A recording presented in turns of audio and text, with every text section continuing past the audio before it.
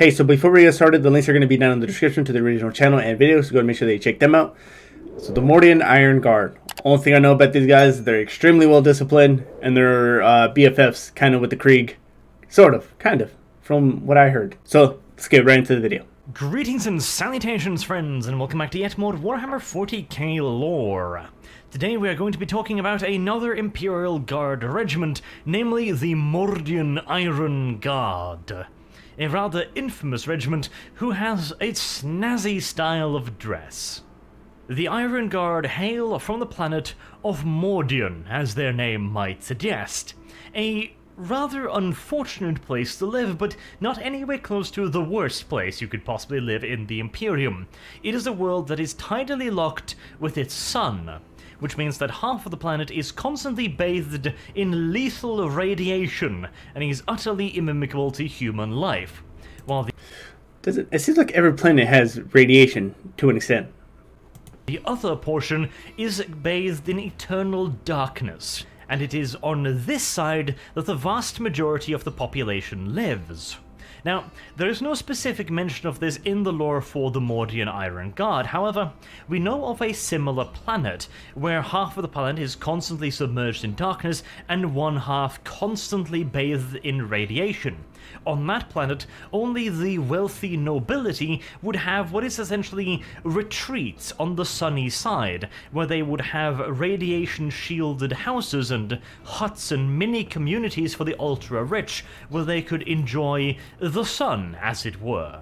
And it wouldn't be too much of a stretch to assume that Mordian would have something along the same lines, but these would of course be reserved only to the extremely rich, wealthy, and the powerful. The remaining 99.9% of the population have to live in exceedingly cramped and poor conditions on the night side of the world, where they are stacked one upon the other like sardines inside of massive hive cities.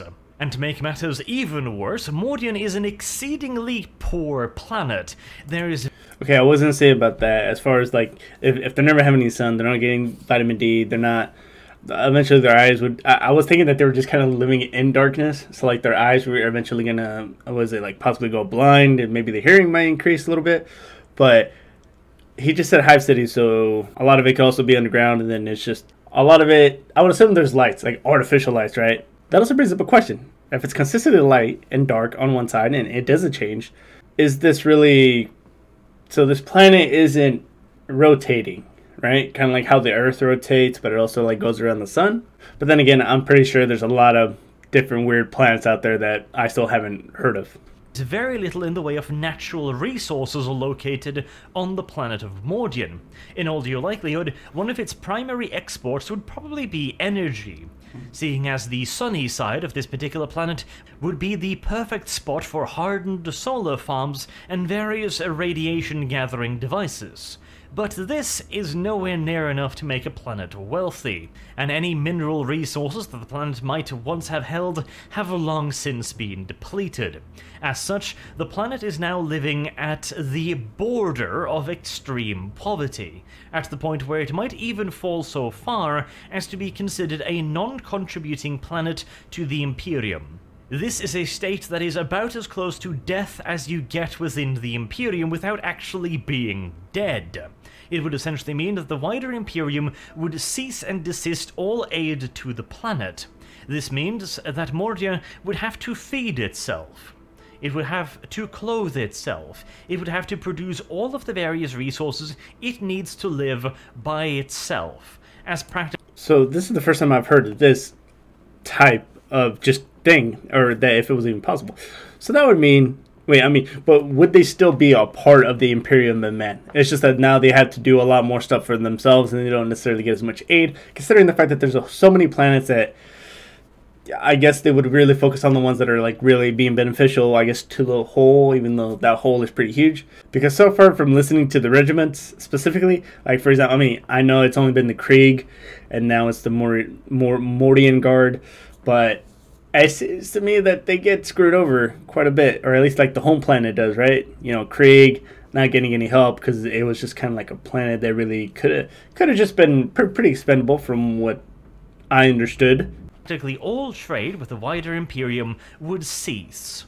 And considering the planet's impoverished state, it is highly unlikely that the planet would be able to provide the citizens with the basic necessities for living. Which, as you can probably imagine, would lead to just a tad bit of unrest on the planet. In all due likelihood, it would descend into full-scale anarchy and rioting within months. However, Mordia does have one resource that the Imperium is always desperate for, and that is solid and dependable fighting men and women. So as long as the Mordian Iron Guard retain their exemplary reputation, Mordia is unlikely to be thrown out into the cold, hard vacuum of space without the Imperium's protection. But what is the deal with this Iron Guard anyways? They just kind of look rather foppish, don't they? Dress uniforms on the battlefield? Ha!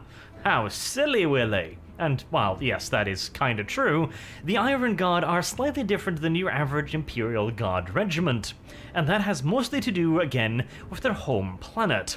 As previously mentioned, their home planet is somewhat poor, Somalia-level poor. And what do you think happens when you have billions of people tightly packed together in confined spaces, all suffering through the exact same hardships, the lack of food, the lack of clean air, absolutely no access whatsoever to sunlight, and the water supply could at best be described to be erratic. And finally...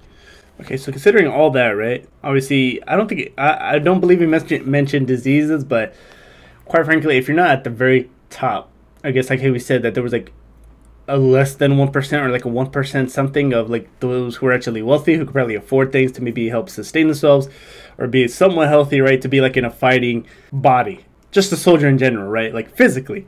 Like, I mean, you're gonna have to carry a rifle, you're gonna have to carry, I don't know if they carry backpacks or extra gear, but dress uniforms at least, or at least be able to perform well. Since the majority of them, and they said that they are still able to produce fighting men, but at this point it seems more like cannon fodder, because assuming everything what he just said right now, it seems like a lot of those people would be very, to put it very nicely, not physically fit, especially when you consider what they would be fighting. For the cherry on top, the piece de resistance, they all have to live in hermetically sealed, void-proof shelters on a planet that can barely afford to run the base necessities of life, e.g. a steady supply of food, air, and water. Luxuries like, for example, air cooling is entirely out of the question, which means that your average Mordian hive is essentially one step away from being a massive easy-bake oven, with the people being the cookies. So, to summarize, you're hot, you haven't eaten for days, you haven't washed for weeks, you can barely find water for drinking, never mind actually cleaning, something which is made considerably more egregious due to the fact that you live in a tiny-ass hab complex with hundreds of thousands of equally filthy people stacked one atop the other in what could at best be described as inhumane conditions. And to be entirely honest, inhumane is far, far too charitable a term. Most planets, even within the rather cramped and confined borders of the Imperium, would consider treating cows in this manner to be cruel and unusual. And if you have to live like this, day in and day out for your entire life, you might eventually think to yourself, fuck it, I'm gonna start some shit. Because honestly, at that point, anything whatsoever to get you out of the absolute miserable drudgery of everyday life might seem like a really fucking good idea. Here I'm standing in the bread lines again, and the food is late again, and up on a massive picked screen in front of you, you see a hilariously fat member of the local nobility whine about how he could only afford to operate 2 villas on the sunny side of the planet. Can kind of see where this is going already, right? A little rebellion between them, or at least a lot of maybe stealing, which would probably be the only way that they could actually get, or you know what, survive, really. such a situation, you might be excused for looking for some way to vent your frustration, and a good old-fashioned food riot might be just the answer you're looking for. Now imagine that very same scene playing out across tens of thousands of other locations across hundreds of hives involving billions upon billions of people. Powder keg is a severely lacking description for just how volatile this situation is. A more pertinent way to describe the situation might be to imagine a small glass vial filled with nitroglycerin, currently residing snugly inside the anus of a rabid ferret who has made its nest in the planet's primary nuclear defense missile stockpile.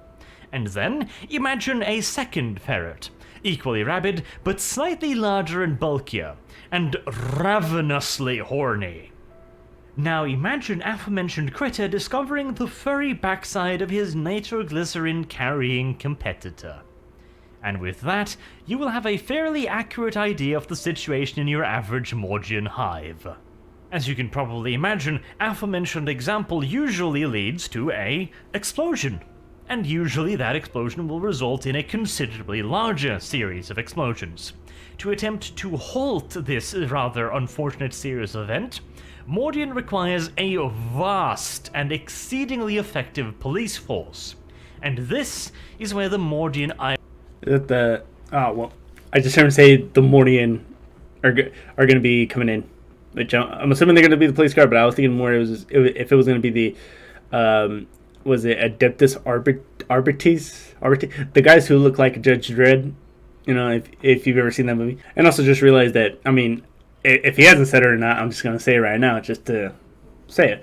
As far as like the uniform, right, like you would see some of the other uniforms, which, for example, Acadians, very simple to mention is that, you know, how they have some armor sometimes. They may, like, some of them might even have helmets. And, you know, with the Krieg, some of them have certain pieces of armor. I think it was depending on the job they had. But you see that these guys have no armor, from what I can see.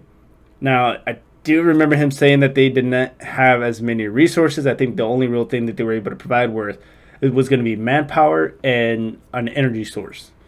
So that might be the reason. That's just kind of like cloth, very formal, kind of like, you know, back in the day, like just a couple hundred years ago, where everyone just had a uniform. You could identify who exactly that they were, who they were with. Iron Guard comes into the picture. While most hives prefer to regulate their citizens via the Adeptus Arbites or the local equivalent, Mordia... I missaid it completely wrong. Arbites. I think I said arbiters? Arbites, though. Okay. Has decided to skip the middleman altogether, and now keep control over their civilian masses with the military itself. Apparently, the local police forces simply wasn't effective enough. Because you see, the key to maintaining order in a situation that is in no way orderly, and imposing one's will upon an exceedingly unruly bunch of angry citizens, is to apply the correct amount of violence. Now, if your main problem is minor uprising of riotous civilians wandering through the streets with sticks and throwing bottles at people, that will easily be resolved by a large gathering of angry police officers armed with shock mauls and truncheons. In this particular scenario, the correct level of violence is a large number of injured civilians.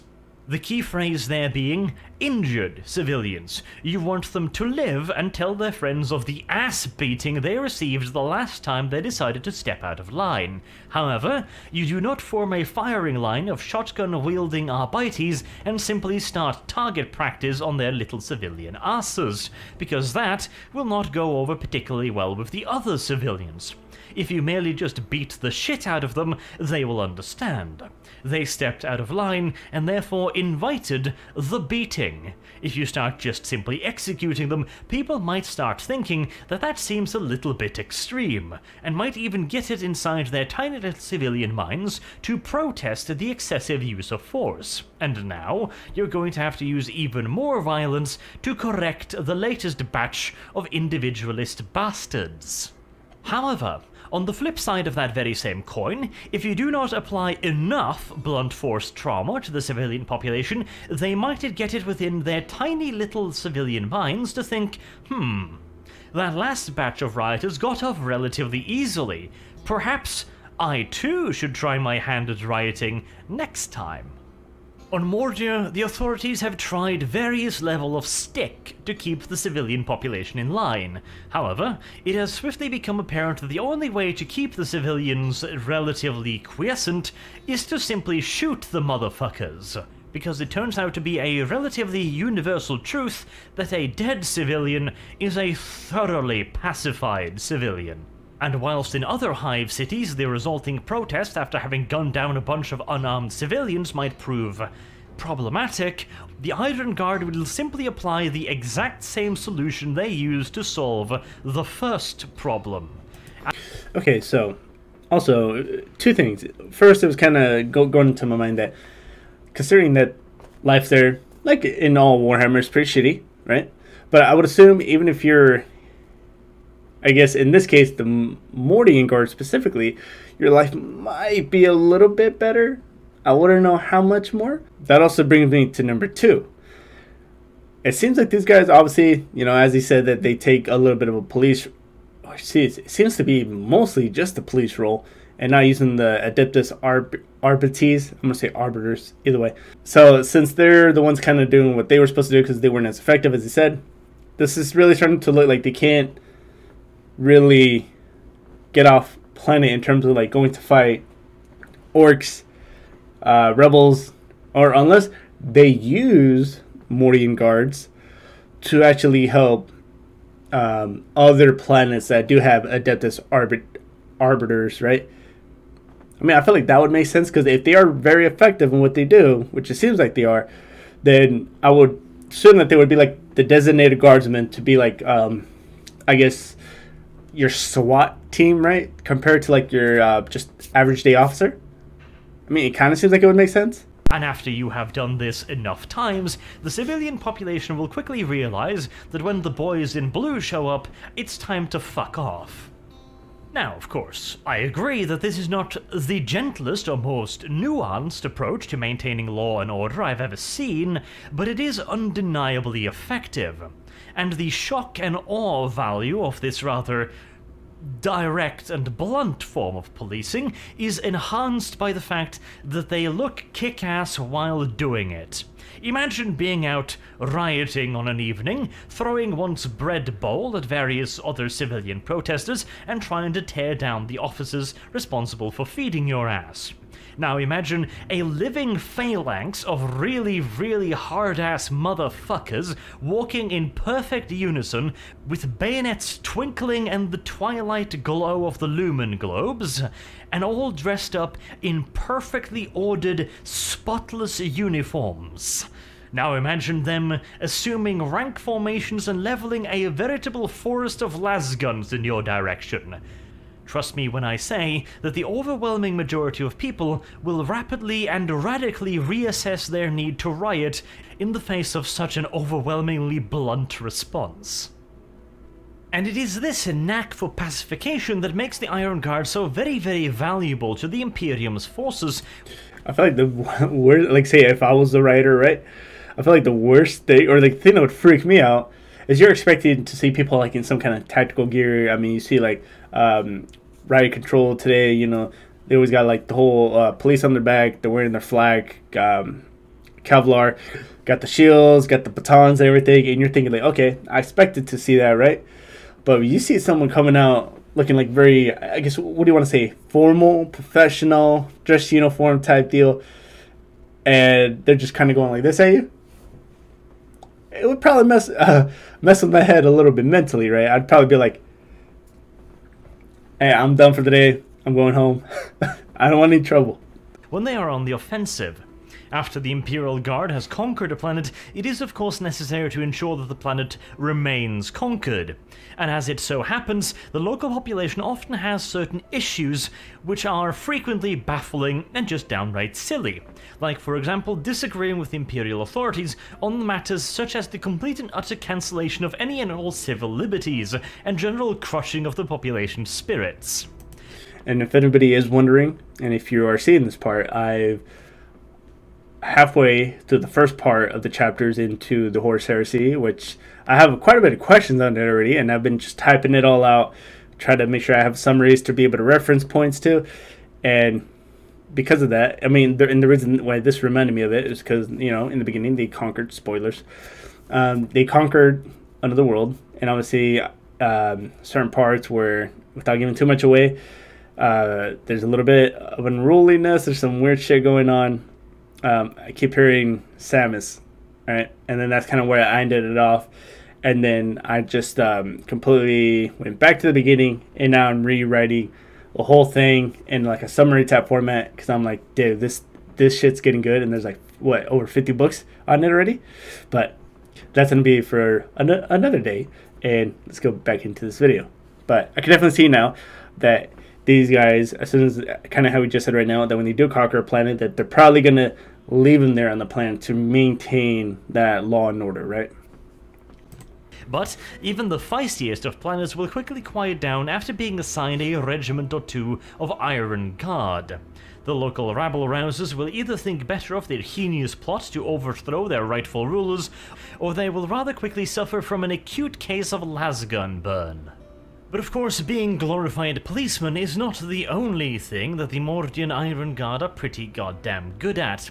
Naturally, to create such a police force, you need to drill them quite a bit, and you also need to make sure that they remain loyal. After all, this is a military force that will primarily be cracking down on civilian unrest. It is, of course, of paramount importance to make damn sure that the people sent in to quell the civilians do not themselves join the civilians. Therefore, their loyalty must be secured in no uncertain measures. The way he just described it right now sounds like military police. Not a lot of people in the Marine Corps are too much fans of them, you know. I mean, some of them aren't bad, but some of them are assholes. Now, the ruling caste of Mordian is known as the Tetrarchs. They are the ones that control the entirety of the planet in a rather authoritarian manner. They ensure the loyalty of the Mordian Iron Guard by making sure that they get benefits that nobody else's does. In all due likelihood, a Mordian Iron Guardsman will receive considerable benefits that a civilian will not, and in return he becomes the embodiment of the state when it comes to maintaining order, which means undergoing an exceedingly strict regime of military training and discipline. As an example of one of the perks they are likely to receive, obviously you would not want your Iron Guardsmen to live down amongst the rabble. First and foremost, they might acquire a taste for the rabble's ideology, which would of course be rather counterproductive. Secondly, you would not want somebody that is known to be an Iron Guardsman to live in a neighborhood of civilians, since in all due likelihood, one or more of those civvies are going to know somebody who got brutalized by said Iron Guardsman's brethren. Thusly, in all due certainty, the Iron Guard will be billeted far higher up the spires, where the living is far easier and more comfortable. In all due likelihood, they will also be allowed to bring their families. This... Okay, so the whole thing about them getting just a little more benefits from actually joining the Guard, seems like those benefits are quite a bit more, right? So, I mean, hell, I would assume it'd be hard to get it into, but let me know down in the comments if you would join them. I mean, obviously it seems like it would be the best option for you to join them, right? In terms of like better living conditions, like you just said, you could bring your family, and I'm pretty sure there's going to be a couple other benefits, but so far it's looking pretty good. Even though, I don't know, I mean, I would assume that the civilian population would actually outnumber the Guard, but you know, now every single civilian is trying to start something, right? This will put the Iron Guardsmen themselves on the hook, to put it rather bluntly. If any Iron Guardsman were to be found lacking, then in all due likelihood he would be thrown out of the fraternity, including of course his family as well. So any soldier that is part of the Mordian Iron Guard, in all due likelihood, has a family whose social status and current way of living is entirely reliant upon his status within the Iron Guard.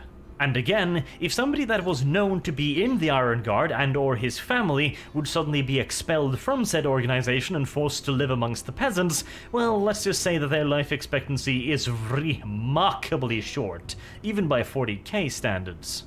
And it is this very same strict discipline and unwavering faith in the command structure that allows the Iron Guard to be such a potent military force, because as I said, they are far from just a military police force. They have also distinguished themselves quite considerably on the field of battle.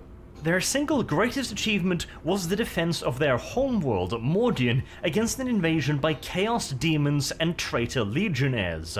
Unbeknownst to the Tetrarch rulers of Mordian, the ever-simmering discontent had grown into something considerably more dangerous. This was not some riot for food or possession of clean air, water, and any of the normal amenities that allows a human to stay alive.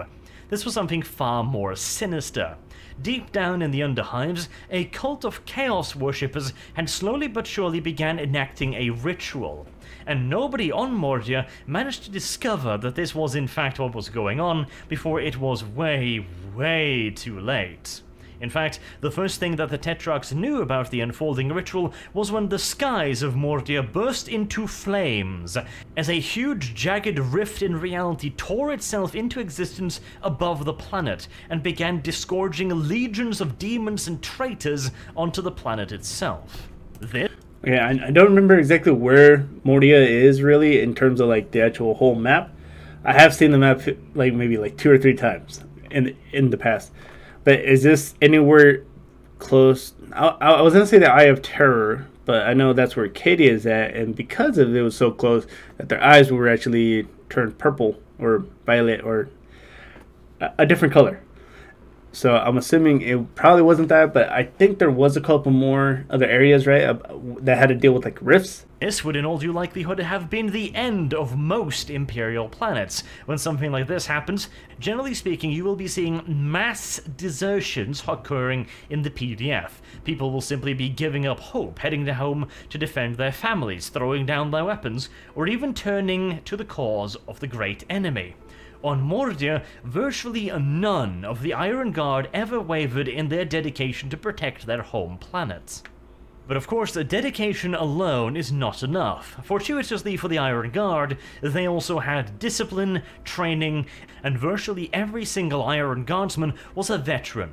Perhaps not necessarily of outright warfare, but he had certainly fought his fair share of battles throughout the Hive cities. Granted, what was descending upon their heads right now was considerably worse than any civilian rabble, but at the very least they had been tried and tested in combat-like situations, which meant that there was a far lesser chance that they would simply turn and run at the first sign of danger.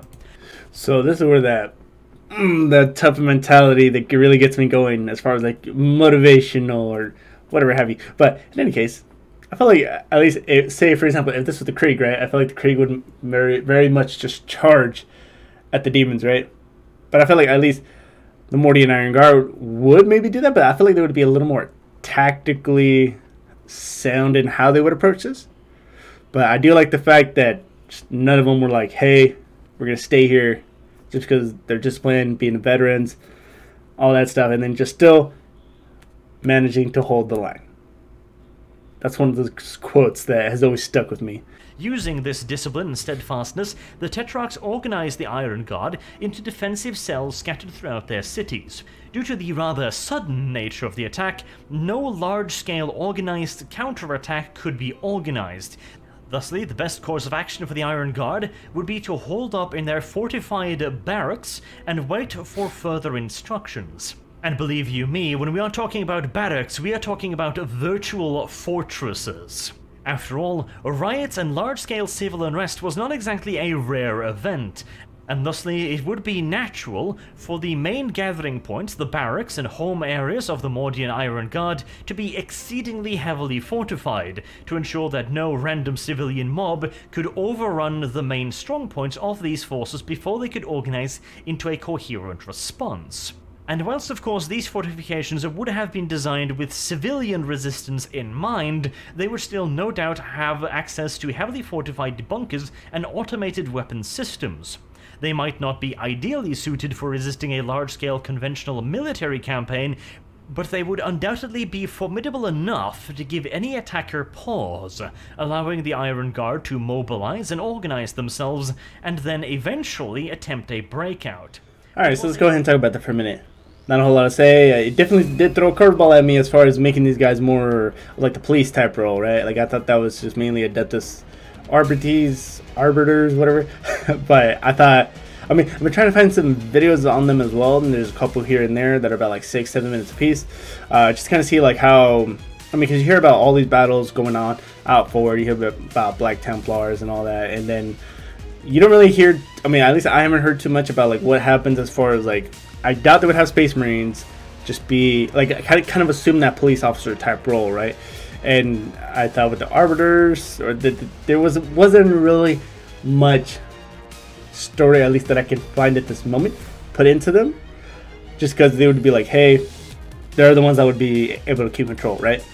And then if something happened that they couldn't be able to do anything about it, that they would have the Space Marines maybe come back, or, but in this case, it seems like this is what the guard is supposed to be, and this seems like the Mordians do a very good job at doing it. So maybe having them actually kind of do that, because it seems like that's kind of what they were doing, and kind of the way he was explaining it, as that going to different planets, acting as a police force, or at the very least a more higher version again. I mean, I think I remember mentioning SWAT, right, or like a SWAT type force, right? So basically, when you need the heavies, in a sense, right? Only other thing was that when they started talking about how they went back to the barracks, right, and to wait for the orders, and that it was like literally a fortress, so it'd be very difficult to get into, although I don't know how that would do against demons. I would still say, no matter how much ammunition you got, no matter how much firepower you got, manpower, all that, you're still gonna need some basic things as far as like how many people can it hold, like as far as like also taking into account food, water, you know, things just to stay alive. And then I doubt it would happen with these guys because of what their background is supposed to be.